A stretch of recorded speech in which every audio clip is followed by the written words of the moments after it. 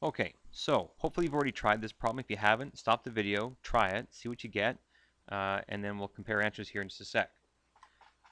So what you're going to do is we're going to set this up just like we did with the last one and multiply by our conversion factors. So I want to get my answer from nanometers into meters because that's the one I know how to do fairly easily because I have that information right here. So I want to put nanometers on the bottom and meters on top. And again, that's because my nanometers then cancel out, okay? Giving me an answer in meters. All I need to do now is put numbers where they belong. And the numbers come from right here. 1 meter and what is that? A billion nanometers, 10 to the power of 9.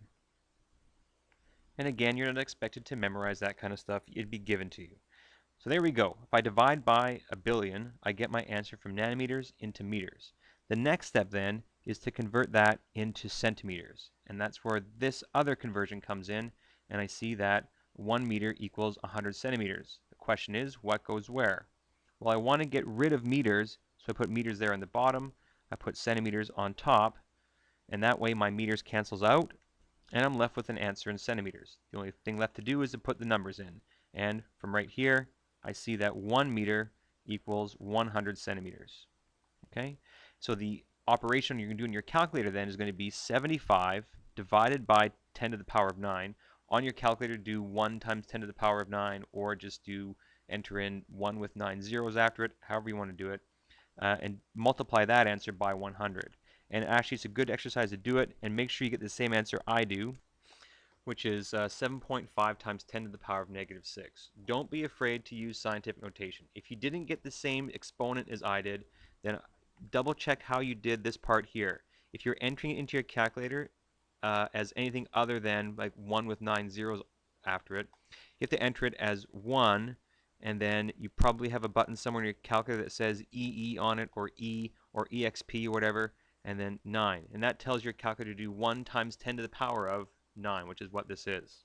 Okay, so try doing that way, make sure you get the right answer. The other thing that we're going to be looking at in this section, in this chapter, is reading a Vernier scale. And they want you to be able to do this, and it's actually a fairly useful skill because a lot of people who are in any kind of machinist type position or doing any kind of mill work will use calipers, and they're not always digital. So this kind of goes along with that. We're looking at some metric calipers and just kind of how we read these. So basically, if you haven't seen one before, and I'll try and bring some in on Monday's class there's something called a fixed scale, this one here, which doesn't move, obviously, and a moving scale, which slides back and forth depending how big the object is that you're measuring. And so we have kind of two steps to kind of measure that. And you sort of see that here. Step number 1 is to kind of look at where this zero line matches up. And you can sort of see that zero line is, but this is 2, this is 2.1, this is 2.2, this is 2.3. So this measurement, whatever it is somewhere between 2.2 and 2.3. Okay? And then the way to figure out how far along it is to count the lines. You see where it says step 2 there. So this one here does not line up exactly with a line. Neither does this one here. Neither does that one there, but it's close. But this third one here does. So this is 0, and then 1, 2, 3. The third line lines up exactly with a line. That means that it's going to be 2.23. So the 2 comes from the fact that this 0 line, first of all, lines up between 0.2 and 0.3 of a centimeter. And the 3 comes from this third line that lines up exactly with any of these other lines on the fixed scale.